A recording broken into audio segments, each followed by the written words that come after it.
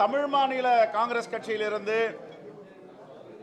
G K. Vasan அவர்கள் தலைமையில் இருக்கின்ற கட்சியிலிருந்து விலகி தன்னுடைய தாய் இயக்கமான காங்கிரஸ் பேரியக்கத்தில் இணைத்து கொண்டு தலைவர் ராகுல் காந்தி அவர்களை அவருடைய கரத்தை பலப்படுத்த வேண்டும், காங்கிரஸ் பேரியக்கத்தை வலிமைப்படுத்த வேண்டும், காங்கிரஸ் கட்டமைப்பை வலிமைப்படுத்த வேண்டும் என்று தன்னை அர்ப்பணித்துக் கொண்டிருக்கின்ற தலைவர் பெருமக்களை வருக வருகென வரவேற்கிறோம். அவர்கள் இந்த கட்சியை வழிநடத்துவார்கள். என்னை பொறுத்தவரை தொண்டர்களின் தொண்டராக 4 மாதங்களாக பணியாற்றி வருகிறோம். இன்னும் இருக்கின்ற காலங்களிலும் தொண்டர்களின் தொண்டராய் தொடர்ந்து பணியாற்றி காங்கிரஸ் பேரியக்கத்துடைய கட்டமைப்பை பலப்படுத்துவதற்கும் வலிமைப்படுத்துவதற்கான முன்னேற்பாடை எடுத்து செல்வோம். ஏறக்குறைய 90 விழுக்காடுக்கு மேல் எல்லா மாவட்டங்களிலும் நிர்வாகிகள் கூட்டத்தை நடத்தியிருக்கிறோம். இன்னும் நாளை தூத்துக்குடி, தென்காசி, அடுத்த வாரத்தில் தேனி மாவட்டம், விருதுநகர் மாவட்டம், காஞ்சிபுரம் மாவட்டம், கள்ளக்குறிச்சி, விழுப்புரம், சென்னை முடித்தால் 100 விழுக்காடு எல்லா மாவட்டங்களையும் முடித்து விடுவோம் என்ற நம்பிக்கை இருக்கிறது. அதற்கு பிறகு நிர்வாகிகளுடன் கலந்து ஆலோசனை செய்யப்படும், எப்படி கட்டமைப்பை வலிமைப்படுத்துவது, கட்சியை பலப்படுத்துவது என்று. நீட் தேர்வு முறைகேடு இன்று கூட உச்சநீதிமன்றத்தில் பரபரப்பாக சில பதிவுகளை வெளியிட்டிருக்கிறார்கள். பல இடங்களில் நீட் தேர்வுக்கான வினாத்தாள், கேள்வித்தாள் வெளியே வந்திருக்கிறது. தேர்வுக்கு முன்பாக ஆதாரபூர்வமாக அறிவிப்பு வந்திருக்கிறது. தர்மேந்திர பிரதான் அவர் இன்று காலையிலே பத்திரிகையாளர் சந்திக்கும் பொழுது சொல்லுகிறார், நீட்டில் காங்கிரஸ் செய்த குளறுபடிகளை நாங்கள் சரி செய்து வருகிறோம் என்று. அப்பட்டமான உண்மைக்கு புறம்பான செய்தி. நீட் என்பது காங்கிரஸ் பேரியக்கத்தின் காலத்தில் வரவில்லை.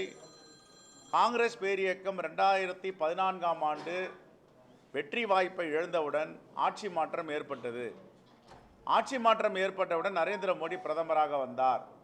நரேந்திர மோடி பிரதமராக வந்தவுடன் RSS இயக்கத்தை சார்ந்த அவர்களுக்கு உறுதுணையாக இருக்கின்ற சங்கல்ப் என்ற ஒரு NGO நிறுவனம் உச்சநீதிமன்றத்தை நாடி ஏற்கனவே கிடப்பில் இருக்கின்ற ஸ்டே ஆர்டரில் இருக்கின்ற இந்த நீட் தேர்வை நடத்துவதற்கு அனுமதிக்க வேண்டும் என்று பல காரணங்களை சுட்டிக்காட்டி உச்சநீதிமன்றத்தில் வாதியாக தன்னை இணைத்து கொண்டது. பிரதிவாதியாக இருந்த ஒன்றிய அரசு, மோடியோடைய அரசு, நாங்கள் நீட்டை நடத்துகிறோம் என்று கொண்டு வந்தார்கள். இந்த வரலாறு தெரியாமல் தொடர்ந்து காங்கிரஸ் செய்தது என்று உண்மைக்கு புறம்பான குற்றச்சாட்டுகளை சில அரசியல் கட்சிகள், குறிப்பாக பாஜக தொடர்ந்து கோயபல்ஸ் வேலையை செய்து வருகிறது. காங்கிரஸ் பேரியக்கம் ஆட்சியில் இருக்கும் போது ஒருபோதும் நீட் வரவில்லை. பாஜக ஆட்சியில் தான் நீட் வந்தது. இதை வாதிக்க நாங்கள் தயாராக இருக்கிறோம். ஆகவே இப்படிப்பட்ட கோயபல்ஸ் வேலையை பாஜக தலைவர்கள் கைவிட வேண்டும். ரைட்?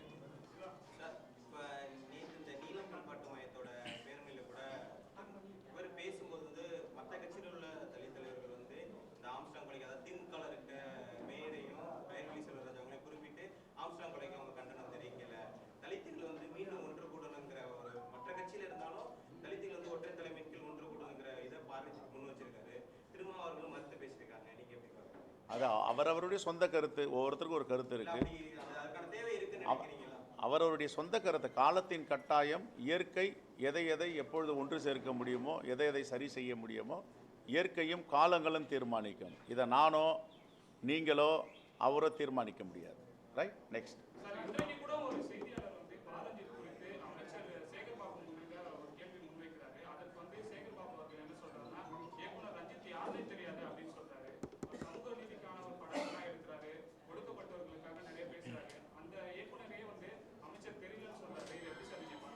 அவர் திரைப்படம் பார்க்கலன்னு அர்த்தம். திரைப்படம் பார்த்துருந்தா ரஞ்சிதை தெரியும். திரைப்படம் பார்க்கல, அவருடைய புத்தகங்களை படிக்கலன்னு அர்த்தம். நான் தான் சொல்றேன், அவரை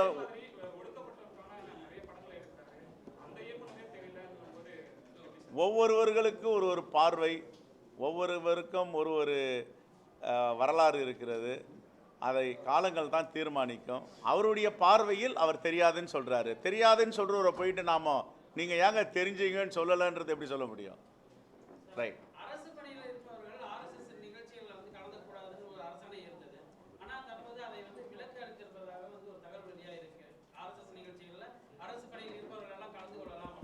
இந்த அரசை, ஒன்றிய அரசை நிர்வகித்து நடத்துவதே ஆர்எஸ்எஸ் தான். ஆர்எஸ்எஸ் உடைய பின்புலம் இல்லாமல் ஒன்றிய அரசு கிடையாது. ஆட்சியை நடத்துவது ஆர்எஸ்எஸ், முகம்தான் நரேந்திர மோடி.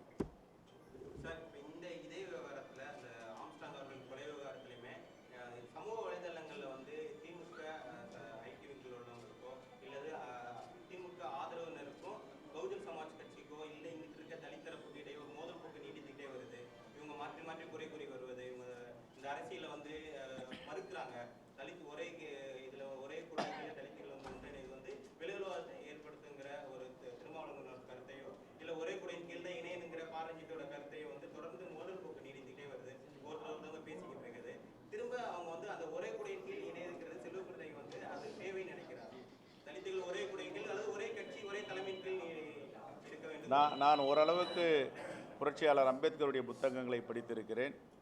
எம்சி ராஜா எழுதியதை படித்திருக்கிறேன். மீனம்பால் சிவராஜ் எழுதியை படித்திருக்கிறேன். எல்லா புத்தகங்களையும் தீன் பகதூர், ரட்டமலை சீனிவாசன், அயோத்திதாசர் பண்டிதர், எந்த காலத்திலும் 100% இந்த ஒற்றுமை இதுவரை வந்ததில்லை. புரட்சியாளர் அம்பேத்கர் இருக்கும் பொழுது பல கருத்து வேறுபாடுகள் தலித் தலைவர்கள் ஏற்பட்டன. ஆனால் கடைசியில் எல்லாவற்றையும் முறியடித்து விஞ்சி ஒரே முகமாக ஒரே தலைவராக இருந்தவர் பாபா சாஹேப் அம்பேத்கர் அவர்கள். எந்த மாற்று கருத்தும் அது யாருக்கும் இருக்க முடியாது. ஆனால் இந்த முயற்சி என்பது நல்ல முயற்சி தான். அந்த முயற்சி யாராவது எடுக்க வராங்கன்னா அவங்க கடைசி வரைக்கும் பாபா சாஹேப் அம்பேத்கர் இருந்த மாதிரி தனித்துவமாக இருக்கணும். தனித்துவமாக இருக்க முடியுமா? அந்த கேள்வி எழுது. அவர் ஒரே ஒரு கட்சி கூட தான் இணைஞ்சிருந்தார். காங்கிரஸ் பேர் இயக்கத்தோடு தான் அவருடைய டிராவல் இருந்துச்சு. அமைச்சராக இருக்கும்போது காங்கிரஸ் அமைச்சரவையில் இருந்தார். மகாத்மா காந்தியடிகளும் ஜவஹர்லால் நேரு அவர்களும் யார் இந்த அரசியலமைப்பு சட்டத்தை எழுதுவது என்பது அவங்க தீர்மானிக்கும் பொழுது 2 பேரும் ஒத்தை கருத்தோடு புரட்சியாளர் அம்பேத்கர் தான் இந்த சட்டத்தை எழுத வேண்டும், அரசியலமைப்பு சட்டத்தின் தலைவராக வர வேண்டும் என்று நியமித்தார்கள். அது எங்கிருந்து சோசியல் என்ஜினியரிங் ஆரம்பிக்குதுன்னா காங்கிரஸ் பேர் இயக்கத்தில் இருந்து. நம்பர் 1. இரண்டாவது, அவருடைய தலைமையின் கீழ் டிடி கிருஷ்ணமாச்சாரியார் இருந்தார். எல்லா பெரிய சமூகம் என்று சொல்லுவவர்களெல்லாம் அம்பேத்கருடைய தலைமையை ஏற்று அவர் கீழே பணியாற்றினார்கள். உறுப்பினராக இருந்தார், தலைவராக இருந்தார். இந்த சோசியல் என்ஜினியரிங் யாரால் கொண்டு வர முடியும்னா காங்கிரஸ் பேர் இயக்கத்தால் தான் கொண்டு வர முடியும்.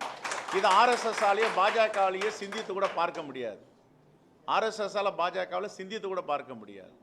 அதே போன்று நீதி கட்சி ஆட்சியில் இருந்தது என்றால் நீதி கட்சி ஆட்சியில் எனக்கு தெரிஞ்சு நான் சொல்வது தவறாக இருந்தால் என்னை சரி செய்ய வேண்டும். நீதி கட்சியில் எந்த ஷெட்யூலின பிரதிநிதிக்கும் அமைச்சரவையில் இடமில்லை. ஆனால் காங்கிரஸ் ஆட்சிக்கு வந்த பிறகு ராஜகோபாலாச்சாரி தலைமையில் வி.எம். முனுசாமி அவர்களுக்கு அமைச்சரவையில் இடம் கொடுத்தார்கள்.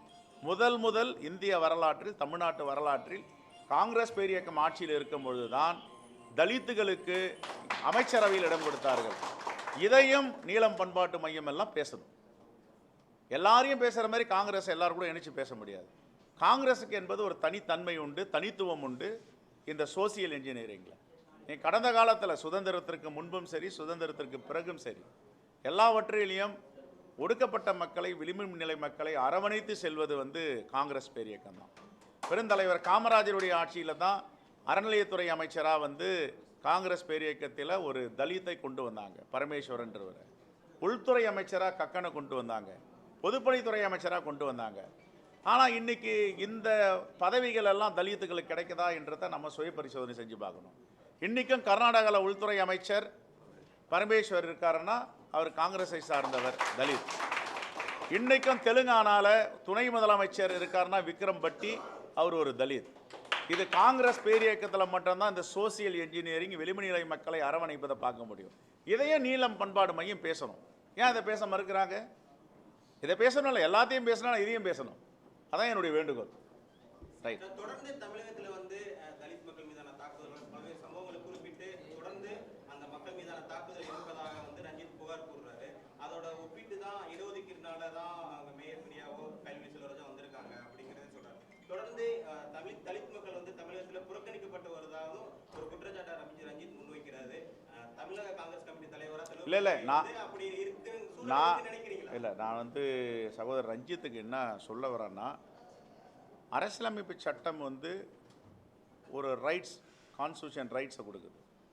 கான்ஸ்டியூஷன் ரைட்ஸை ஷெட்யூல் இன மக்களுக்கும் ஷெட்யூல் ட்ரைப் மக்களுக்கும் மலைவாழ் மக்களுக்கும் கொடுக்குறாங்க.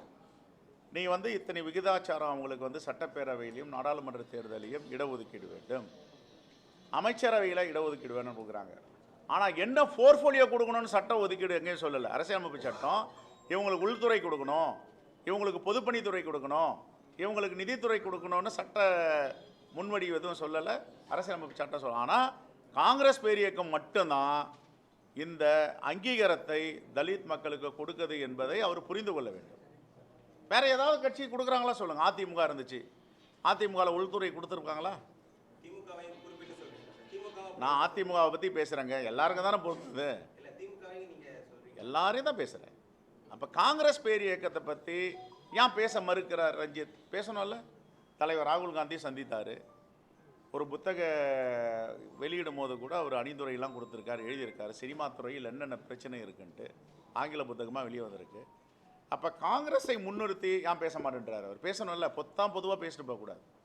காங்கிரஸ் பேர் இயக்கம் கடந்த காலங்களில் என்னென்ன செஞ்சுருக்கிறது தலித்துகளுக்கு, இப்போ என்னென்ன செஞ்சிட்டு இருக்கு, எங்களுக்கு இங்கே அதிகாரம் கிடையாது, அதிகாரம் உள்ள மாநிலங்களில் என்னென்ன துறை கொடுக்குறாங்க, எத்தனை அதிகாரிகளை முன்னெடுத்துறாங்க, இதையும் பேசணும்.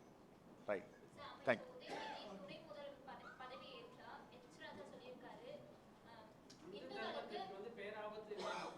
யாருக்கு? உதயநிதி ஸ்டாலின் அவர்கள் துணை முதலமைச்சராக வந்தால் காங்கிரஸ் பேரியக்கம் வரவேற்கிறது. அவர் சொல்றாருன்றதுக்காக அவர் வரக்கூடாதா? அவர் யார் தீர்மானிக்கிறதுக்கு? திராவிட முன்னேற்ற கழக சட்டமன்ற உறுப்பினர்கள் தீர்மானிக்கணும், எச் ராஜா தீர்மானிக்க கூடாது. அப்போ அரசியலமைப்பு சட்டம் என்ன சொல்லுது? பெரும்பான்மையான சட்டமன்ற உறுப்பினர்கள் யாரை தேர்ந்தெடுக்கிறார்களோ, மாண்புமிகு முதலமைச்சர் யாரை நியமிக்கிறாரோ அவர்களுக்கு வந்து பதவி பிரமாணம் செய்வது ஆளுநருடைய வேலை. இது அந்த கட்சி அந்த ஆட்சி சம்பந்தப்பட்டது. எச் ராஜா யார் உள்ள போந்து இதெல்லாம் சொல்றதுக்கு? அவருக்கு என்ன அதிகாரம் இருக்கு? ஆகவே நாங்கள் இதை வரவேற்கிறோம். அவர் துணை முதலமைச்சரை கொடுக்க சொல்லுங்க. மத அரசியல் பண்ணாமல் அவங்களுக்கு வேற என்ன அஜெண்டா இருக்கு? இப்போ நாங்கள்லாம் மக்களை பற்றி பேசுகிறோம், பிரச்சனைகளை பற்றி பேசுகிறோம், வளர்ச்சியை பற்றி பேசுகிறோம். அவங்க வளர்ச்சியை பற்றி பேச மாட்டாங்க, மக்களை பற்றி பேச மாட்டாங்க, விளிம்பு நிலை மக்களை பற்றி பேச மாட்டாங்க, மலைவாழ் மக்களை பற்றி பேச மாட்டாங்க. அவங்க பேசுகிறதெல்லாம் மத அரசியல். மத அரசியல் நானே இந்து மதம் தானே. இப்போ உங்கள் முன்னாடி உட்காந்துருக்கோம், இவர் மேக்சிமம் 90% நீங்கள் இந்து மதம் தான். இவர் யார் எங்களை பற்றி பேசுகிறதுக்கு? எங்களுக்கு இந்து மதத்தை பற்றி பேச தெரியும். அவர் வேலை என்ன? தூண்டி விட்டுட்டு அரசியல் ஆதாயம் பார்க்கணும், எல்லாரையும் எப்படி எப்படிலாம் கொச்சைப்படுத்தி பேசணுமோ பேசணும், வெறுப்பு அரசியல் பண்ணணும். ராஜா காத்தவர் எதுவும் தெரியாது. அவர் மணிமண்டபம் கட்டணும் ஆம்ஸ்டாங் அவர்களுக்கு வந்து மணிமண்டபம் கட்டணுங்கிற ஒரு கோரிக்கையை முன் வச்சிருக்காங்க. அது செல்வ பெருந்தகை அவர்களும் தமிழ்நாடு காங்கிரஸ் கமிட்டியாகவும் தாராளமாக செய்யலாம். அவர் ஒரு தேசிய கட்சியோட தலைவர், வலியுறுத்தும். கண்டிப்பாக வலியுறுத்தும். ரைட்.